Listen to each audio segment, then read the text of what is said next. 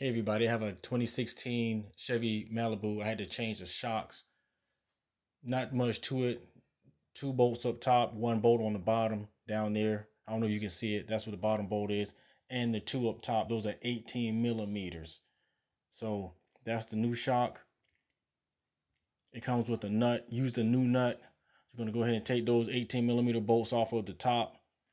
That's going to free up that bracket. And that bracket you can just take it off. Mine had a lot of dirt and sand and everything on it, so yours will maybe dirty as well. And then down there, you see how I have that deep socket? You're going to use a deep socket and a wrench on the other side to work that bottom bolt out.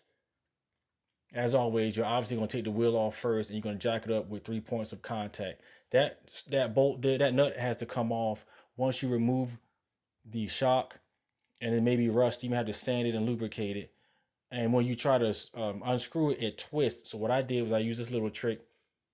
I took a lug nut and held it on to the hub assembly, and that way the thing it wouldn't spin on me when I was twisting it. And I put a bolt through the bottom so the shaft wouldn't spin when I was trying to get that rusty nut off the top.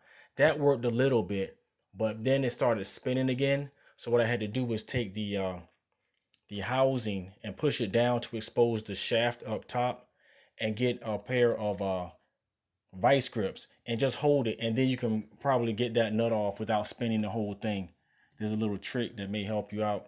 So you're gonna just put that housing on top of the new shock, and if you look closer, you see the indentation of the orientation of how it was, in case you forget. But you're gonna put the bottom bolt through the same way as you took it off. You're going to tighten up those two top 18 millimeter bolts up top to the specified torque, or just get it good and tight. And that's all there was to it. It wasn't that difficult. I was doing the hub assembly replacement anyway, so I decided to shoot this video for you. Thanks for watching. Like and subscribe. Have a blessed day.